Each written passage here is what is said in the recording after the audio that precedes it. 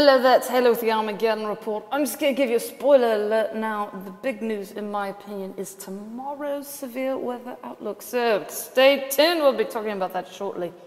But right now, cyclocane.com. So after having been as high as 90% down here in the Eastern Pacific and as high as, I believe, 40% over here in the Atlantic, we're down to a 10% for this one. Oops, I can't click on the thing. There we go, 10% for that one.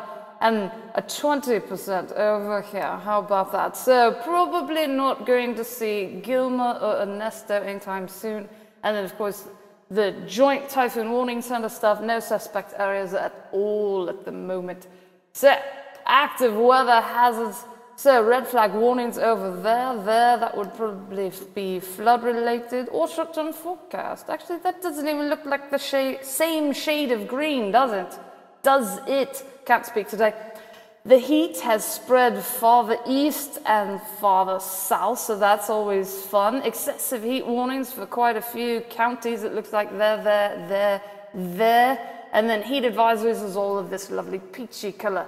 Today's severe thunderstorm outlook, we've got as high as a 30% chance of winds, 15% chance of hail, just 2% chance of a tornado.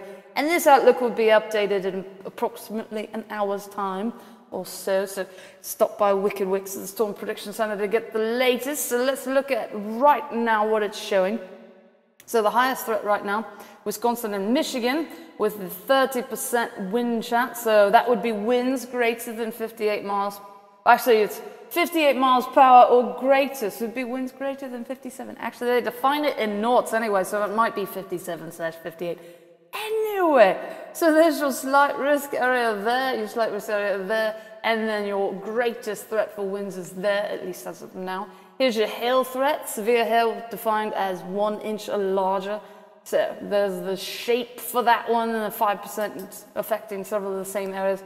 2% tornado chance, basically it looks, basically it overlaps with the Wisconsin-Michigan area for the greatest wind threats, 2% chance. So if I pick this random point in Michigan, that would mean that there's a 2% chance that that random point or someone within a 25-mile radius of them, the 2% chance that that area or whatnot will see a tornado today. So probably not, I don't know.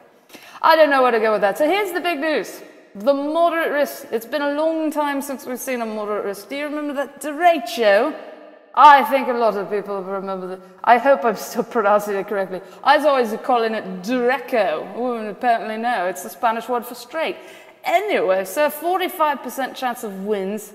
And it's apparently, also insignificant. Actually, let's flip over to the map real quickly.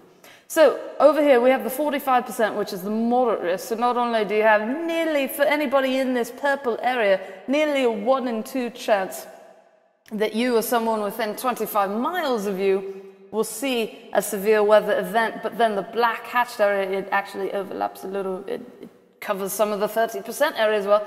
That's where the significant severe weather events are possible. And if you scroll down and read the thing, it's instead of how it's generally like significant hail, so 2 inch or larger, it's actually looking like it's, if you read it, the unit directional wind profiles and steep low-level lapse rates should support upscale growth into several clusters with bowing segments and embedded supercell structures.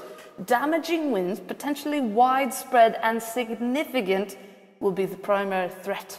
So it sounds like basically that the significant weather threat is going to be winds. So that would be, as opposed to just 58 miles per hour and greater, 75 miles per hour and greater, which I think, that basically puts it Category 1 hurricane status, doesn't it? Because Category 1 hurricane starts at 75 miles and goes on up. So I don't remember what tornadoes start at, so basically it's hurricane force winds. That's the way to phrase it. Anyway, so that would mean that if you're in the orange area, there's nearly a 1 in 2 chance that you, or someone within 25 miles of you, will see a severe weather event tomorrow. So again, we'll look at this map again. So there's also areas farther back west that are affected by a lower percentage, and then 5% up here for Idaho and Montana. So, and obviously we'll keep an eye on that. Tomorrow, the Storm Prediction Center will break it down into the actual percentage threats of wind, hail, and tornado. Day after tomorrow tapers back off to 5%. So it says that because there's nothing that's 15% or higher. And then, so here's your 5% thing. So some of the same areas that are going to be affected tomorrow, potentially with really bad stuff, just the 5% chance the day after, which is still, you know, stuff could happen. And of course, it could upgrade by that time. Days 4 through 8, predictability too low. So that means if you were to read this, it would talk about regimes or something, I don't know. Anyway, that means there is some sort of severe weather predicted in days 4 through 8, but the timing and the location is not yet certain enough for the Storm Prediction Center to have put something on the map. Right, severeweathertv.com is the official homepage of the screencast. I did make a drought page last night, but we're going to cover that tomorrow. Right, tomorrow is Drought Thursday, is it not? Or is it just Thursday? Now, I don't remember. I need to look at the calendar. Anyway, we'll be covering the drought because that's when the Drought Monitor, the US Drought Monitor, releases their updated maps. They release them every Thursday morning. So we'll be talking about more of the same, how the drought is pretty much just as bad and even worse than it was the week before. It's basically, that's what I'm predicting. Anyway, so yes, WICKEDWX.com is where you can get severe thunderstorm news if you're in the US, of course. There's also weather.gov, Storm Prediction Center, Cyclocane if you want to see where not a whole lot of stuff is going, CYCLOCANE.com, lots of S's.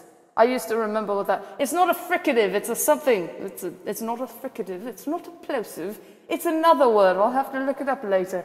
Anyway, there's also National Hurricane Center for the US and Mexico related stuff, and then the Joint Typhoon Warning Center as well.